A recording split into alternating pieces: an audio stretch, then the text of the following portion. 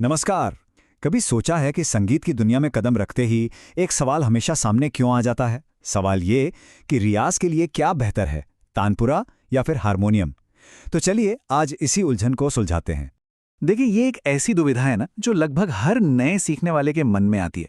और बात भी सही है। दोनों ही इंस्ट्रूमेंट्स अपनी अपनी जगह बहुत जरूरी हैं, लेकिन इनका काम, इनकी भूमिका बिल्कुल अलग है। सही चुनाव किसी की म्यूजिकल जर्नी की नींव को, मतलब फाउंडेशन को बहुत मजबूत कर सकता है। तो ये समझना बहुत जरूरी है कि कब, कैसे और किसका इस्तेमाल करना है। तो सबसे पहले बात करते हैं तानपुरे की। इसे भारतीय शास्त्रीय संगीत में सुर की आत्मा कहा जाता है। पता है क्यों? क्योंकि यह सिर्फ एक साज नहीं है, ये एक गाइड है, एक गुरु की तरह, जो कानों को सुर पहचानना और महसूस करना सिखाता है। जितने भी बड़े बड़े संगीत के जानकार हैं वो हमेशा इस बात पर जोर देते हैं कि अगर एक मजबूत नींव बनानी है तो शुरुआत तानपुरे से ही करनी चाहिए। पर ऐसा क्यों है? इसके पीछे की वजह बड़ी दिलचस्प है और ये गायकी की कला से बहुत गहराई से जुड़ी हुई है। तानपुरे की सबसे बड़ी खासियत यह है कि ये कोई बना बनाया सुर नहीं देता। ये तो बस एक लगातार गूंज पैदा करता है और गायक को उसी ध्वनि के अंदर से अपना सुर खोजना पड़ता है। और यही मेहनत, यही प्रक्रिया कानों को ट्रेन करती है, सुनने की ताकत को बढ़ाती है और आवाज को उसके सबसे नेचुरल सुर में रखती है। और इसी वजह से जब कोई आलाप का अभ्यास कर रहा हो, यानी सुरों को फैला रहा हो या फिर सरगम जैसी बेसिक प्रैक्टिस कर रहा हो, तो तानपुरा एक परफेक्ट साथी बन जाता है। ये आत्मनिर्भर बनाता है ताकि कोई बाहरी सहारे पर निर्भर न रहे। और यकीन मानिए, किसी भी गायक के लिए बहुत बहुत जरूरी है। अच्छा, तो अगर तानपुरा आत्मनिर्भर बनाता है तो फिर हारमोनियम की जरूरत ही क्या है? सवाल तो उठता है। तो अब बात करते हैं हारमोनियम की। ये सुर को समझने के लिए एक जबरदस्त टूल है। चलिए देखते हैं ये कैसे मदद करता है। हारमोनियम को ना एक तरह से संगीत का नक्शा समझ लीजिए, एक मैप। जब कोई नया राग या गाना सीख रहा होता है तो इसकी कीज बता देती हैं कि कौन सा सुर कहाँ पर है।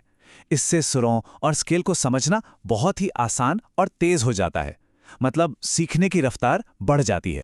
लेकिन यहीं पर एक छोटा सा पेंच है। हारमोनियम एक बैसाखी जैसा बन सकता है।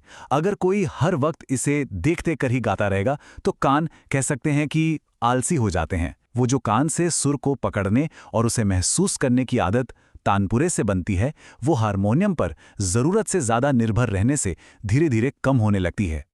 तो फिर सही बैलेंस कैसे बनाया जाए?